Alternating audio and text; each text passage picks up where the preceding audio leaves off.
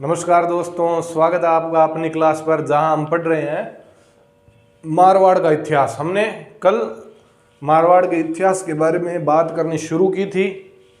तो दोस्तों हमने किसके राव सिंह जी के बारे में बात की थी। राव सिंह जी के बारे में ये राठौड़ों के आदि पुरुष है। इनकी आपके छत्री का है बीठू पाली के अंदर छत्री बताई थी और आपको राजधानी कौन सी थी, खेड़, बालोतरा, बाड़मेर। बाद में कौन आए राव सिंह जी के बारे में, बाद में आए आपके दूहड़। तो दूहड़ जी ने अपनी कुल देवी की मूर्ति कहाँ से लेकर आए थे, कर्नाटक से। ये बात क्या सिद्ध करती है कि राठौड़ दक्षिण से आए हैं। उसके बाद में आप गए मल्लीनाथ जी। मल्लीनाथ जी के बारे में एक ही लाइन हमने लिखी थी, मल्लीनाथ जी की राजधानी वो क्या थी, आपके मेवानगर। ठीक है, मल्लीनाथ जी पर ही बाद में आगे जाकर बाड़मेर के अंदर मालानी क्षेत्र का नाम पड़ा है। बाद में इसके बाद में हमने क्या लिखे थे, राव चूड़ा। राव चूड़ा को एक चीज मिली थी, बताओ दहेज में, किसने दी थी, प्रतिहार कौन था, इंदा था। इसने मंडोर राव चूड़ा को क्या दे दिया, दहेज के अंदर दे दिया। इनकी एक पत्नी थी किशोर कंवरी। किशोर कंवरी के अंदर प्रभाव में आकर इन्होंने किसको राजा बना दिया, कान्हा को बना दिया। लेकिन बड़े पुत्र थे रणमल, रणमल को बनाया नहीं। रणमल चले गए कहाँ पर, मेवाड़ के राणा लाखा के पास, और अपनी बहन हंसाबाई का विवाह करा दिया लाखा जी के साथ। बाद में सेना लेकर आया, कान्हा को हटा दिया और खुद रणमल राजा बन गए। तो राव चूड़ा की एक पत्नी और थी, चांदगौर ने जोधपुर में चांद बावड़ी का निर्माण करवाया है। और आपके राव चूड़ा जी ने नागौर के अंदर एक सागर बनाया था, कौन सा, चूड़ा सागर तालाब बनाया था। चूड़ा तालाब बनाया था, कहाँ बनाया, नागौर के अंदर। बाद में रणमल जी की हत्या किसने कर दी, मेवाड़ के सरदारों ने। मतलब जो मेवाड़ वाले चुंडा जी थे वो मिलकर इनकी हत्या कर देते हैं। किस दासी की सहायता से, भारमली की सहायता से। ठीक है, रणमल के पुत्र कौन थे, जोधा, जो भागकर काउनी गांव के अंदर शरण ली। हड़बू जी ने तलवार भेंट दी, मंडोर जीत लिया, आवल बावल की संधि की। कब की, 1453 के अंदर। बाद में क्या सोचा कि संधि के लिए थोड़ी मजबूती और कर दें, तो अपनी बेटी श्रृंगार देवी का विवाह कुंभा के पुत्र रायमल से करवाया। ठीक है, इस श्रृंगार देवी के बारे में जब मेवाड़ पढ़ा रहा था तो बताया था, एक बावड़ी का निर्माण करवाया था इसने, बावड़ी का निर्माण करवाया था श्रृंगार देवी ने। कमेंट बॉक्स के अंदर बताओ कौन सी बावड़ी थी। ठीक है, बाद में अपने जोधा जी कहाँ आए, चिड़िया टूक पहाड़ी में चिड़िया टूक ऋषि जी को हटाया, उन्होंने श्राप दे दिया। लेकिन बाद में मेहरानगढ़ बनाया। मेहरानगढ़ कौन सी पहाड़ी पर है, चिड़िया टूक पहाड़ी पर है। इसे मयूर ध्वज भी कहते हैं, गढ़ चिंतामणि भी कहते हैं। और इसकी नींव किस माता जी ने रखी है, हमारे बीकानेर वाली माता करणी माता जी ने रखी है। ठीक है, और कौन सा आदमी था जो जीवित इसके अंदर समाधि ली, तो वो रजिया भांबी। और इस रजिया भांबी के समाधि के अवसर पर जोधपुर के अंदर हमेशा एक बड़ा आयोजन किया जाता है रजिया भांबी की स्मृति के अंदर। ठीक है, बाद में चामुंडा माता का मंदिर बनाया, नागणे जी माता का मंदिर मेहरानगढ़ के अंदर तो जोधा जी ने बनाया है। जोधपुर की स्थापना 1459 के अंदर की। ठीक है, उदयपुर की स्थापना 1559 के अंदर है। ये तो किसकी है, जोधपुर की है, और ये उदयपुर की है, ध्यान रखना दोनों। ठीक, 100 साल बाद उदयपुर की हो गई, पहले जोधपुर है। ठीक है, तो बड़ा भाई कौन है, जोधपुर है, ध्यान रख लेना। ठीक है, और इन्होंने नागाना बाड़मेर के अंदर तो आप दूहड़ जी लेकर आए थे।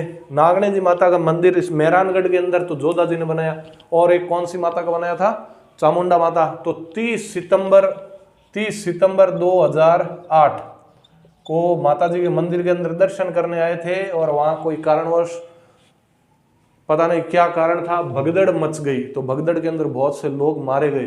ठीक है, तो इस घटना की जांच करने के लिए जसराज चोपड़ा आयोग गठित किया गया। ठीक है ना, अभी तक इसने इसके बारे में कुछ बताया नहीं है। ठीक है, तो आपको पूछ ले, किस किले के अंदर भगदड़ के कारण 2008 के अंदर बहुत से लोगों की मृत्यु हो गई थी, तो अपने मेहरानगढ़ वाला किला है। ठीक है, इतनी सी बात हमें जोधा जी के बारे में करनी थी।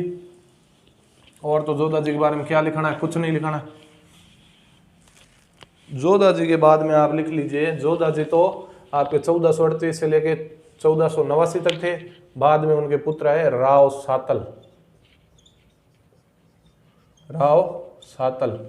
राव सातल थे आपके 1489 से लेके 1492, 3 साल ही रहे हैं भाई। ठीक है, तो राव सातल आपको पूछ ले कि जोधपुर के कौन से राजा थे जो लोग संत आपके जाम्बो जी के शिष्य थे, तो ये जाम्बो जी के शिष्य है मारवाड़ वाले, ठीक है।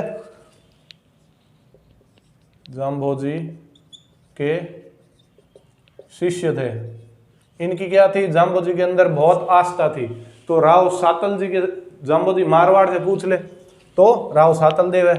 बाद में आप ध्यान, इनके पिता जो जोधा थे वो भी बाप बेटे दोनों ही जाम्बो जी के भगत थे। राव जोधा बाप बेटे दोनों ही क्या थे, जाम्बो जी के भगत थे। राव सातल के समय प्रसिद्ध घटना जो हुई है वो आपको इतनी ध्यान रखनी है, पिंपाड़ का युद्ध हुआ भाई, पिंपाड़ का युद्ध, ये युद्ध हुआ भाई 1492 के अंदर। पिंपाड़ कहाँ है, नागौर के अंदर है। पिंपाड़ कहाँ है, नागौर के अंदर। और आपको पूछ ले पिंपाड़ माता, ये भी ध्यान रख ले, पिंपाड़ माता पूछ ले आपको, तो माता जोधपुर के अंदर है। पिंपाड़ माता कहाँ है, जोधपुर के अंदर है पिंपाड़ माता का मंदिर। लेकिन ये जो पिंपाड़ का युद्ध हुआ है दोस्तों, ये भूमि आपके नागौर के अंदर है, ठीक है। तो पिंपाड़ युद्ध क्या हुआ दोस्तों, पिंपाड़ एक तो सातल देव वर्सेस मल्लू खां व गुड़ले खां। तो हुआ क्या दोस्तों, गणगौर के अंदर आपने मारवाड़ की जो लड़कियां थी ना, मारवाड़ की जो अपने कुमारियां थी, वो तालाब से पानी लेके आ रही थी। तो रास्ते में क्या है, ये अजमेर का ये मल्लू खां है। इस मल्लू खां ने क्या किया, उन लड़कियों को देखकर उन लड़कियों का उठाकर कहाँ लेकर, अपने अजमेर की तरफ रवाना हो गया सारी लड़कियों को लेकर, ठीक है। तो सब लोगों को खबर पहुंचाई सातल देव के पास, सभी लोगों ने मिलकर कि भाई सातल देव जी, आपके राज के अंदर हमारे घर की जो लक्ष्मी है वो सुरक्षित नहीं है, आप राजा हो, हमारी रक्षा करने का राजा का कर्तव्य होता है, तो आप हमारी रक्षा करो। सातल देव जी ने कहा कि मेरे राज के अंदर इस प्रकार घटना हो गई। सातल देव ने कहा कूच करो भाई, इस मल्लू खां कहाँ तक पहुंचा है उसको पकड़ो। तो ये गए, मल्लू खां की बढ़िया एकदम पिटाई की जोरदार, और ये मल्लू खां को पराजित कर दिया। और इस गुड़ले खां का क्या है, सर काट कर साथ लेकर आ गए। क्या लेके आ गए, सर काट कर गुड़ले खां का साथ लेकर आ गए। और उन जो लड़कियों को थे उन लड़कियों को दे दिया, ठीक है। तो इन लड़कियों ने क्या किया भाई, गुड़ले खां का सर है ना, ये मान लो गुड़ले खां है,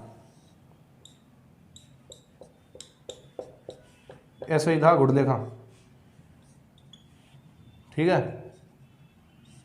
ये गुड़ले खां, इस गुड़ले खां के सर के अंदर छेद ही छेद कर दिए, ऐसे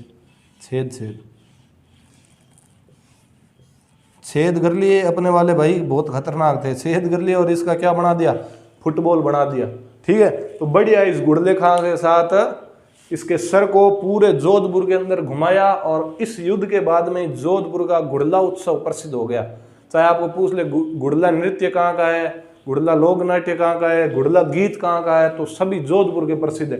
तो इस गुड़ले खां के सर के अंदर बढ़िया छेद किए, बढ़िया फुटबॉल बनाई, और जोधपुर की गलियों के अंदर बढ़िया गेम खेला फुटबॉल का, किसके सर के साथ, इस गुड़ले खां के। और गाना कौन सा गाया भाई, गुड़लो घूमे छे भाई घूमे छे।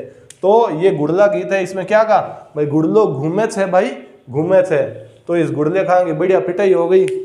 गुड़ले खां तो जिंदगी के अंदर कुछ काम करने जैसा रहा नहीं। तो इस बात का आप ध्यान रखना, ये गुड़ले खां आपके गीत पूछ ले, नृत्य पूछ ले, तो सभी जोधपुर का प्रसिद्ध है। तो इस युद्ध के अंदर कौन जीत गए, सातल देव जीत गए, और अपनी मारवाड़ की सभी लड़कियों को वापस सुरक्षित लेके आ गए। और इस गुड़ले खां का, इसका लिख लेना, इस गुड़ले खां का सर पूरे जोधपुर में, आपको इससे याद रह जाएगा कि गुड़ले खां नृत्य पूरे जोधपुर में घुमाया। अभी पूछ ले भाई गुड़ला नृत्य पूछे, चाहे आपको गीत पूछे, तो सभी कहाँ के प्रसिद्ध है, जोधपुर के प्रसिद्ध है भाई, ठीक है ना, जोधपुर के क्या है, प्रसिद्ध है। लेकिन इस युद्ध के अंदर क्या है, सातल देव जी जीत तो गए, लेकिन सातल देव जी इस युद्ध के अंदर बुरी तरीके से घायल हो गए थे, ठीक है। कुछ समय तक इनका इलाज चला, लेकिन ये जीवित नहीं रह पाए, ठीक है। तो ये इस युद्ध के घायल होने के कारण बाद में इनकी मृत्यु हो जाती है। तो लिख लेना, युद्ध में घायल होने के कारण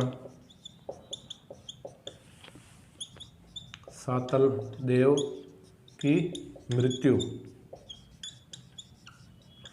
युद्ध में घायल होने के कारण आपके सातल देव जी की मृत्यु हो जाती है। तो जोधपुर के जोधाजी और सातल जी जाम्बो जी के शिष्य थे। ठीक है, पिंपाड़ युद्ध 1492 में हुआ। ये मैदान तो नागौर के अंदर है। माता पिंपाड़ माता जोधपुर की है। सातल देव मल्लू खां और गुड़ले खां के बीच में युद्ध हुआ है। इस गुड़ले खां का बढ़िया सिर लिया, फुटबॉल बनाकर पूरे जोधपुर में घुमाया और कौन सा गाना गाया और कौन सा डांस किया। डीजे पर गाना तो चला दिया गुड़ले खां और डांस भी गुड़ला कर लिया। ठीक है, तो गुड़ले डांस पर ही गुड़ला नाच कर लिया। युद्ध में घायल होने के कारण बाद में सातल देव जी की मृत्यु हो जाती है। इतनी बात हमें सातल देव जी के बारे में ध्यान रखनी है। हाँ, एक सातल देव जी की भाई पत्नी थी, क्या नाम था, फूला भटियाणी। ये जो जैसलमेर के भाटी होते हैं ना, उनकी जो पुत्री होती है उनको भटियाणी कहते हैं। ठीक है ना, भटियाणी रानी। तो वो भाटी थे इसलिए उनको भटियाणी रानी। तो फूला भटियाणी ने जोधपुर में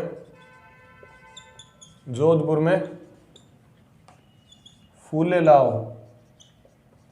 तालाब बनाया।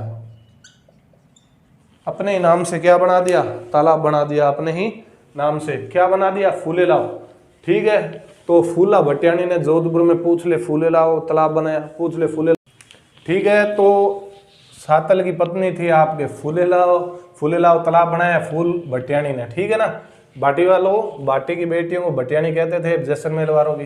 ठीक है, राव सातल के बाद में हमें बात करनी है आपके। राव सातल के बाद में कौन आए, राव सूजा। ठीक है, राव सूजा। तो ये आपके भाई 1492 को सातल की मृत्यु हुई, 1515 तक ये राव सूजा थे। ठीक है, तो राव सूजा के समय बीकानेर के राव बीका ने जोधपुर पर आक्रमण किया। चलो आपको बता दें भाई ये आक्रमण क्यों किया। ठीक है, तो 1492 से 1515 तक आप राव सूजा थे।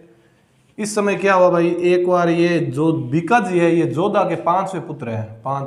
ठीक है ना, एक बार हुआ क्या, इस प्रकार दरबार सजा हुआ था बढ़िया, सारे राजा एकदम तैयार होकर टाई वाई एकदम बांध कर एकदम टनाटन आए हुए थे सभी दरबार में। यहाँ अपने जोधा जी बैठे थे। यहाँ कौन बैठे हैं, मेन राजा जोधा जी, और यहाँ उनके सामंत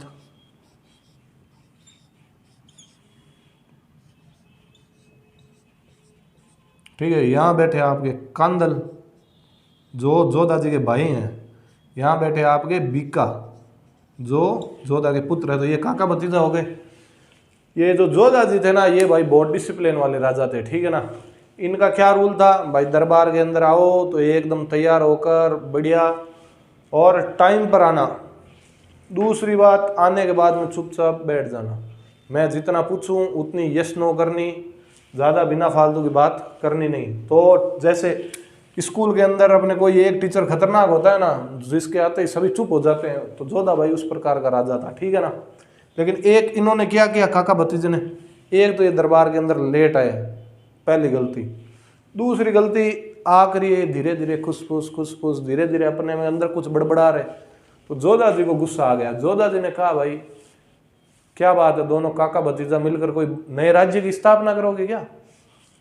कभी से देख रहा हूँ कुछ बातें चल रही है तुम्हारे बीच में। तो बीका जी ने कहा पिताजी अगर आपका आशीर्वाद रहा तो नए राज्य क्या बड़ी बात है, अभी कर देंगे नए राज्य की स्थापना। तो जोधा जी ने कहा जितना आसान तुम बोल रहा है ना, जी भिलाने में ज्यादा जोर नहीं आता है। नए राज्य की स्थापना मैंने की है जोधपुर, मेरे को पता है मैं मेवाड़ से कैसे भागा था, कैसे मेरी जान छूटी। वो चुंडा आ रहे थे, नंगी तलवारें लेकर मेरे पीछे भाग रहे थे, मेरा है ना जान यहाँ पर आ गई थी। तब जाकर बीकानेर काउनी में छुपा, बाद में मेरे को तो अड़बूजी मिल गए, तब जाकर मैं तो जीत गया। नए राज्य की स्थापना करना मेरे को पता है, तुम्हारे जैसे ऐसे बातों से नहीं होती स्थापना। तो बीका जी को और कांदल जी को ये बात क्या है, एकदम चोट लग गई इस बात की। इन्होंने कहा भाई अभी कुछ करें नहीं करें, नए राज्य की स्थापना तो अभी अपने को कर कर बतानी पड़ेगी। तो ये भाई नाराज होकर सीधे निकल जाते हैं, ठीक है। और अपने ये काका भतीजे कांदलजीर बीकाजी, ये 500-600 सैनिक होते हैं इनके साथ, उनको लेकर आ जाते हैं बीकानेर के अंदर, ठीक है। बीकानेर तो भाई इन्होंने बसा है उस समय, इसको कहते थे जांगल प्रदेश, जांगल प्रदेश। इस समय क्या है, जांगल प्रदेश में अंदर गोदाराओं का जाड़ था।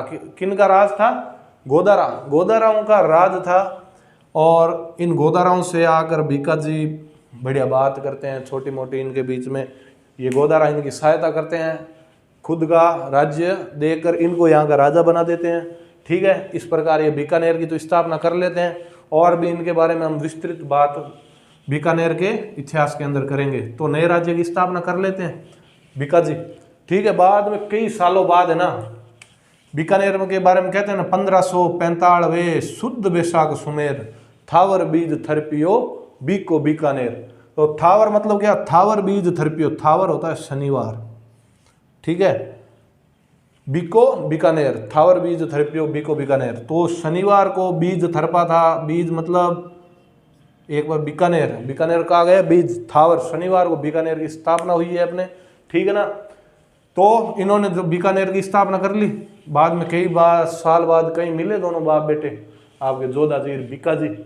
जोधाजी ने कहा बेटा तू तो मेरा बड़ा योग्य पुत्र है, तूने नए राज्य की स्थापना कर ली, और लेकिन तेरे से एक चीज़ मांगना चाहता हूँ, दे देगा क्या? तो बीकाजी ने कहा पिताश्री आप कहो तो पूरा बीकानेर आपके कदमों में डाल दें, क्या चीज़ है, कैसी इच्छा हो गई आपकी बताओ। वो बड़े पिता के भगत थे वो बीकाजी। तो जोधाजी ने कहा यार देना तो मेरे को चाहिए, तुझे एक पुत्र का हक होता है बाप की जागीर पर, मुझे तुझे कुछ देना चाहिए, लेकिन तू तो इतना योग्य है कि तूने सब कुछ अपने बाहुबल पर, अपने सामर्थ्य पर ही कर लिया, लेकिन बेटा मेरे मरने के बाद में तू जोधपुर पर कभी आक्रमण मत कर देना, भाई भाई पीछे लड़ना मत, ठीक है ना। तो बीकाजी ने कह दिया भाई पिताजी आपकी आज्ञा हो गई, तो मैं तो ना अभी तक कभी जोधपुर पर आक्रमण किया, ना आगे कभी मैं करूंगा, ठीक है। लेकिन एक बात मेरे को बताओ, मेरे को आपको कुछ देना पड़ेगा। इसने कहा हाँ बेटा मांग। तो उन्होंने कहा कि हर राजवंश की कुछ ना कुछ प्रतीक चिन्ह होते हैं, ठीक है। जैसे अपने बीकानेर वालों के जूनागढ़ पर आप लगा हुआ देखोगे ऐसे चील लगी हुई है, ठीक है। खेजड़ी का वृक्ष है, खेजड़ी का वृक्ष लगा हुआ है, और नीचे लिखा हुआ है रणबंका राठौड़, ठीक है। ये बीकानेर के जो बीकाजी थे ना, ये भी जाम्बोजी के उस समय समकालीन थे, तो जाम्बोजी के भगत थे। जाम्बोजी के कहने पर इन्होंने क्या है, खेजड़ी के वृक्ष को अपने राज चिन्ह के अंदर स्थान दिया था, क्योंकि जाम्बोजी ने विष्णोई संप्रदाय की स्थापना की। विष्णोई संप्रदाय हमेशा पर्यावरण के लिए सदियों से अपने प्राण बलिदान देते आया है। तो जाम्बोजी के कहने पर खेजड़ी वृक्ष का अंकन अपने राज्य चिन्ह के अंदर किया था। मेवाड़ वालों का क्या है, जो दृढ़ राखे धर्म ताही राखे किरदार, जो दृढ़ राखे धर्म ताही राखे करतार, जो धर्म को दृढ़ रखता है वही राजा कहलाने के लायक होता है, वही कतार धारण करने के लायक होता है। तो इन्होंने कहा, बीकाजी ने जोधाजी कहा तो मैं तो निकल गया उस समय सीधे ही काका भतीजे हम तो, लेकिन कोई हमारे पास राज्य चिन्ह नहीं है, राजा के पास अपने राज्य के चिन्ह तो होने चाहिए ना।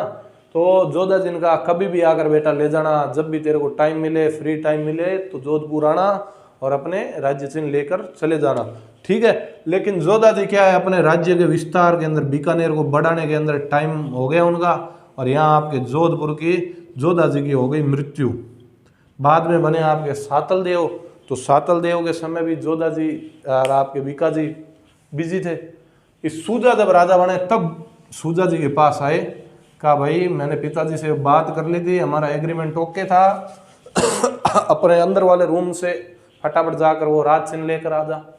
तो सूजा ने सोचा पता नहीं कब बात की, और की तो कभी निकल गया, अभी कौन सा चिन्ह इसके मन में थोड़ी ऐसे देने की मन में नहीं थी। तो बीकाजी ने कहा भाई सीधा सीधा दे दे, वरना लेना तो मेरे को आता है। तो बीकाजी क्या अपनी सेना लेकर आ गए, लेकिन अपने पिताजी का वचन उनको याद आ गया कि मैंने पिताजी को वचन दिया था आक्रमण नहीं करूंगा। तो जोधाजी के आपने ये जोधपुर वाले कुछ बढ़िया सामंत थे समझदार, उन्होंने कहा भाई राज चिन्ह चुपचाप दे दो, इसका हक है बेचारेगा, ये तो इतना खुद राज्य से कुछ लिया नहीं इसने सब कुछ। तो इस प्रकार के समझाइश हुई और इनको क्या दे दिया, राज चिन्ह दे दिया और भिकाजी वापस बीकानेर आ गए। तो राव सूजा के समय बीकानेर के राव बीकानेर जोधपुर आक्रमण कर दिया। किस लिए किया था, कारण क्या था, प्रतीक चिन्ह लेने के लिए, ठीक है। लेकिन युद्ध हुआ नहीं, बात एकदम समझा इसमें सेट हो गई और आपके इनका एकदम मामला बैठ गया। तो ये बीकानेर चले गए। बाद में राव सूजा जी 1515 के अंदर मृत्यु हो जाती है। सूजा के बाद में 1515 से लेकर 1531 तक आपके कौन रहे, राव गांगा। 1515 से लेकर 1531 तक राव गांगा का नाम आपने पहले सुना है, बताओ। खानवा के युद्ध के अंदर सर्वप्रथम नगाड़ा बजाने वाला मारवाड़ का शासक कौन था, राव गांगा। ये बात पहले लिखी है, वापस यहीं पे लिख लेना भले ही। राव गांगा, खानवा का युद्ध साथ में किसको लेकर गया था, अपने पुत्र मालदेव को लेकर गया था ना ये, ठीक है। तो सर्वप्रथम नगाड़ा बजाने वाले, ये बात हमने पहले लिख ली है, यहाँ पे भी लिख लेना थोड़ा याद रखने के लिए, ठीक है। तो इस राव गांगा की मृत्यु है ना, इसकी हत्या ये इसका पुत्र मालदेव ही कर देता है। मालदेव अपने पिता गांगा की हत्या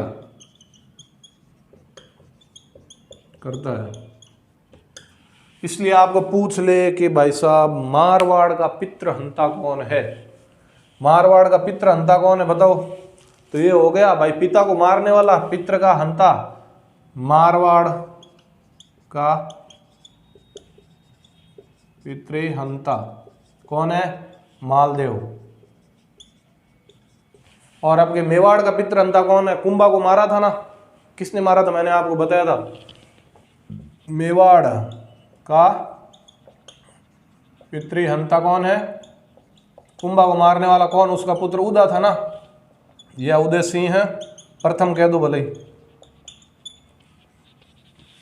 उदय सिंह सेकंड है, वो तो महाराणा प्रताप के पिताजी है। उदय सिंह सेकंड, ये उदा, इसने अपने पिता कुंभा की हत्या कर दी थी, इसलिए मेवाड़ का पितृहंता उदा को कहते हैं, या उदय सिंह फर्स्ट को कहते हैं। तो मालदेव भाई अपने पिताजी की हत्या कर राजा बन जाता है, ठीक है। अब देखते हैं मालदेव बड़ा ही पराक्रमी शासक हुआ है मारवाड़ का, ठीक है ना। बड़ा ये ऐसा राजा था जो पूरे भारत पर राज करने जैसे इसके लक्षण थे भाई, बड़ा जोरदार राजा हुआ ये मालदेव। बात करें जब मारवाड़ के इतिहास की, तो सबसे पहले मालदेव का ही नाम आता है, ठीक है। मालदेव जोधा से भी बड़े पराक्रमी राजा थे ये मालदेव 1531 के अंदर शासक बने और 1562 तक इनका शासनकाल था। राव मालदेव, तो मालदेव जी तो अपने पिता को मारकर राजा बन गए।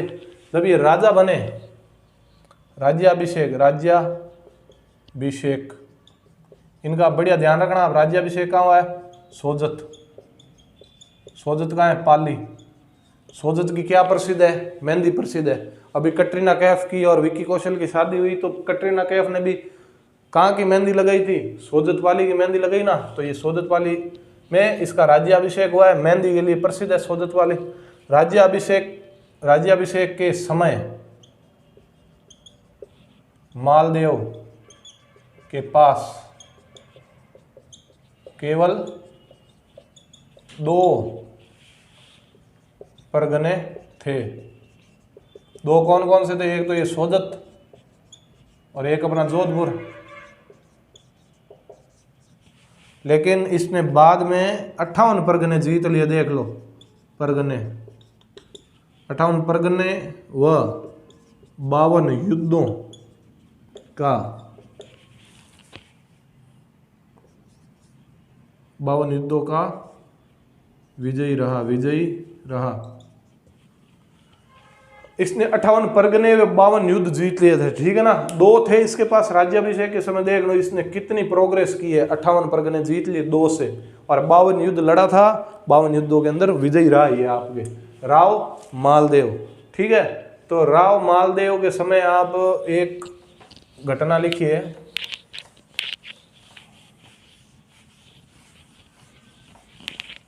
इस राव मालदेव को है ना फ्रांसीसी इतिहासकार, मतलब ये आपके अबुल फजल व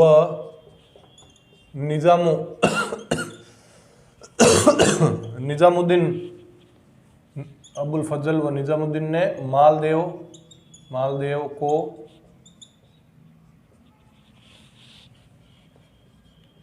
हसमत वाला बादशाह कहा। हसमत वाला बादशाह मतलब ठाट बाट, एकदम रईसी से रहता था ये, एकदम बढ़िया ठाट बाट के साथ, ठीक है ना। तो ये क्या है, इसका मतलब क्या है, हसमत वाला मतलब ठाट बाट, ठीक है ना, मतलब एकदम एग्रेसिव, ऐसे एटीट्यूड के अंदर रहने वाला राजा था ये अपने राव मालदेव के समय क्या हुआ। राव मालदेव देखो 1531 में बना, तो 1540 के अंदर मैंने आपको बताया था कि 1540 के अंदर आपके बीलग्राम या कन्नौज का युद्ध मैंने आपको उस समय बताया था, मेवाड़ वाले के समय, कि शेरशाह सूरी किसको हरा देता है, इस मुगल बादशाह हुमायूं को हरा देता है शेरशाह सूरी, ठीक है ना। शेरशाह सूरी है ना, ये किसको हरा देता है, हुमायूं को। देखो बाबर ने 1526 के अंदर भारत के अंदर आपके मुगल वंश की नींव डाल ली थी। पानीपत का प्रथम युद्ध 21 अप्रैल 1526 को इब्राहिम लोदी को हराकर, बाद में बाबर खुद 1530 को मर जाता है। 1530 से लेकर 1540 तक आपके हुमायूं रहता है। लेकिन उस समय 1540 में एक सूरी अफगानी ताकत भारत में उदय होता है, और ये इसको 1540 के अंदर शेरशाह सूरी हुमायूं को हरा देता है, और हुमायूं को 2 युद्धों के अंदर इसने पराजित कर दिया था बुरी तरीके से, ठीक है। तो ये भाई हुमायूं को भागता हुमायूं भारत से भागने की तैयारी करे कि भाई सूरी ने तो हरा दिया, अपन तो कहाँ चले, वापस जहाँ से आए थे अपने मध्य एशिया काबुल वाबुल वहाँ से आए थे हम तो ये उधर रवानगी कर रहा है, ठीक है। तो बीच में यहाँ जो युद्ध हुआ इनके बीच में, ये कहाँ पर, कन्नौज कहाँ है, यूपी के अंदर, ठीक है। ये क्या है, यूपी, कन्नौज के अंदर इनके बीच में युद्ध हुआ, और यूपी से अपनी सीमा लगती है ना, यूपी से क्या है, अपनी सीमा लगती है। ये हुमायूं भागता क्या है,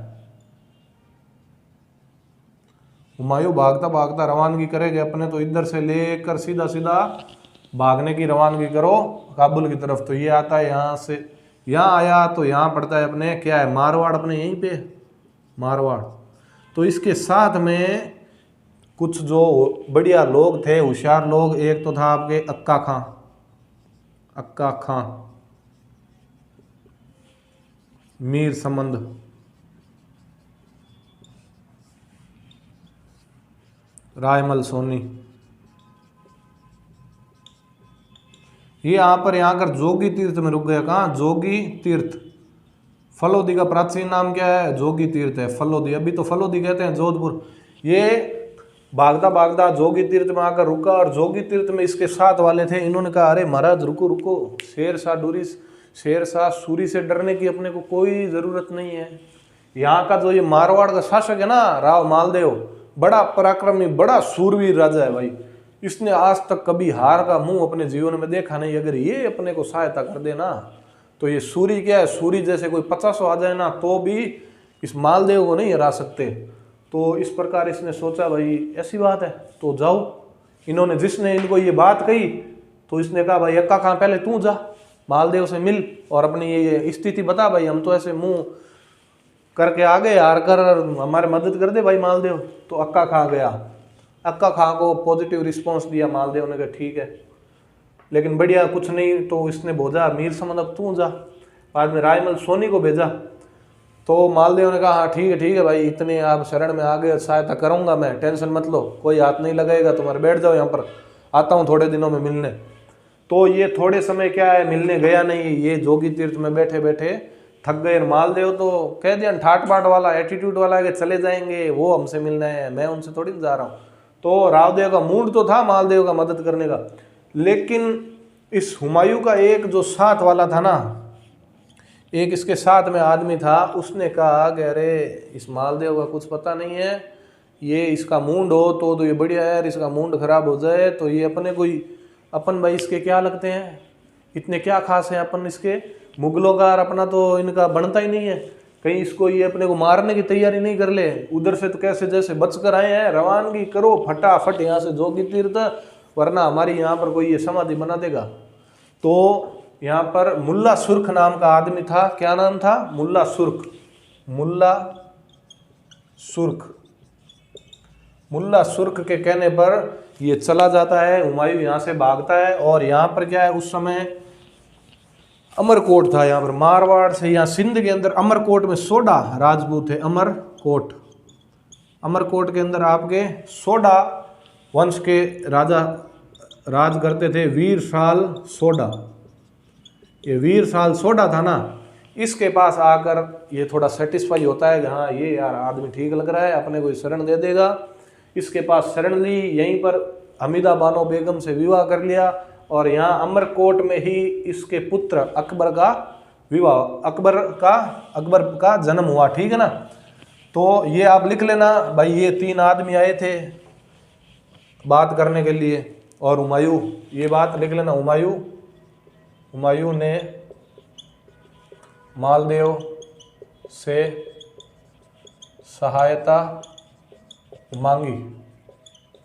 वो 3 बात, अभी हमने 3 नाम लिखे थे, उनको भेजा। लेकिन वो नाम लिख लेना, पहले इनको भेजा है, बाद में लेकिन मालदेव की लेट लतीफी के कारण, वह लेट लतीफी के कारण हुमायूं अमरकोट के शासक वीरसाल सोडा के पास शरण लेता है, शरण लेता है।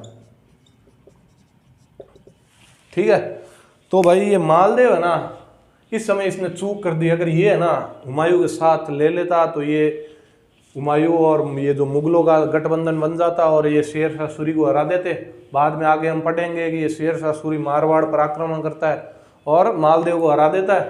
तो अगर इस समय ये इसकी सहायता कर देता ना तो ये आक्रमण अपने मारवाड़ पर होता नहीं। लेकिन यहाँ पर थोड़ी सी मालदेव तो अपने मूड में रहता है भाई, उसके उस समय जची नहीं, जाने की तो नहीं जची भाई, क्या कर सकते हैं, एटीट्यूड वाला बंदा है अपने मालदेव। तो ये मालदेव है ना भिकाजी जैसा नहीं था भाई, ये ऐसा आदमी था कि काहे का पिता को भी इसने देखो मार दिया ना, पितृहंता है। इसने कहा अपने तो कोई, इन्होंने किसी ने इसको कहा कि भाई बीकानेर पर आक्रमण, तो यहाँ बीकानेर है, बीकानेर में यहाँ अपना जोधपुर है। ठीक है, जोधपुर, यहाँ है मेड़ता। बीकानेर में भी राठौड़ों का, बीकानेर में भी किन का राज था? राठौड़ों का। मेड़ता में भी राठौड़ थे और जोधपुर में तो राठौड़ है ही।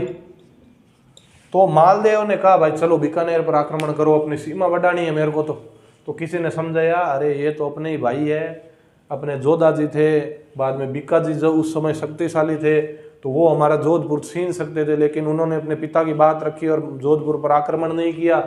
अपने भी अपने भाइयों से मत लड़ो। लेकिन इसने कहा कौन से भाई, अपने को सीमा बढ़ानी है, जो ताकतवर होगा वो जीत जाएगा और जो कमजोर होगा वो हार जाएगा, करो बीकानेर पर आक्रमण।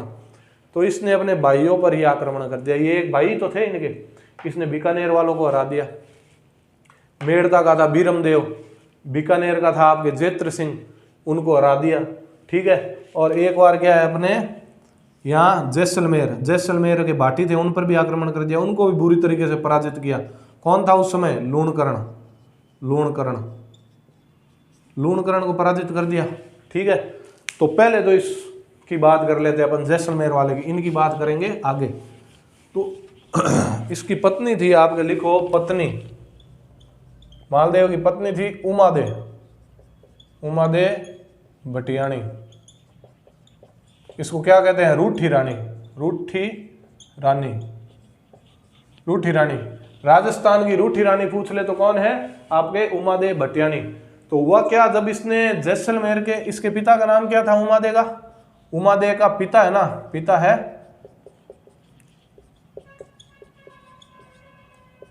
लूणकरण। तो अपने ये है भाई जोधपुर, ठीक है। इधर अपने रह गया जैसलमेर, ठीक है। तो ये गया इस लूणकरण पर आक्रमण करने। लूणकरण को बुरी तरीके से भाई इसने पिटाई की जोरदार, ठीक है। बाद में थोड़े समय बाद में और गया और पिटाई कर दी। मतलब 6-7 महीनों के अंदर ही 2-3 बार जैसलमेर वालों की जाकर पिटाई करके आ गया मालदेव, ठीक है। तो इस बार एक बार जब गया तो भाटी थे, उन भाटियों ने अपने राजा लूणकरण को समझाया, भाई मालदेव बड़ा ही शक्तिशाली शासक है, इससे हमारी पार नहीं पड़ेगी, इससे बढ़िया संधि कर लो तो अपना काम हो जाएगा, वरना ये आएगा और हमको पिटेगा बढ़िया। तो लूणकरण ने कहा, भाई मेरा जी तो नहीं कर रहा है, लेकिन अभी करे क्या, युद्ध कर लिया 2-3 बार, पार नहीं पड़े इससे।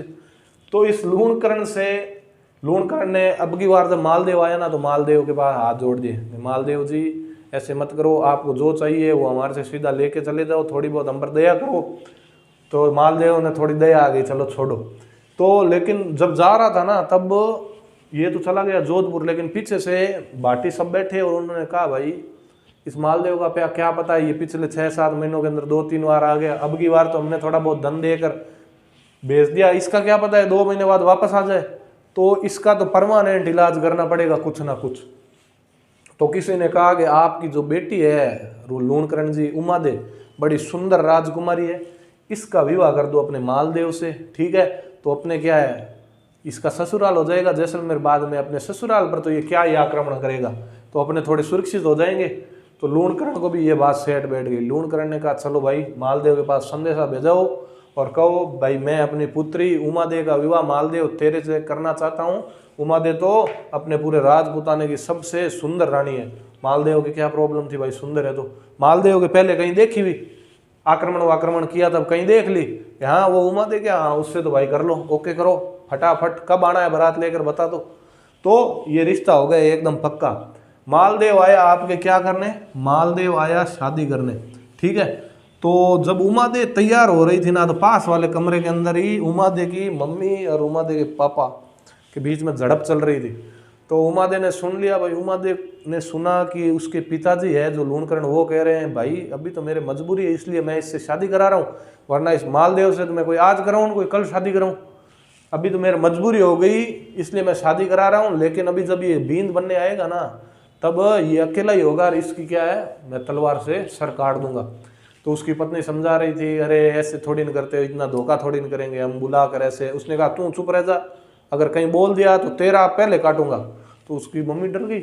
उमादे ने यह सुन लिया, और उमादे ने क्या है कि उधर पास में डेरा, जहाँ पहले हम डेरा कहते हैं, पहले बारात सीधी घर पे थोड़ी ना आती, कहीं डेरे पर ठहरती है, डेरे पर।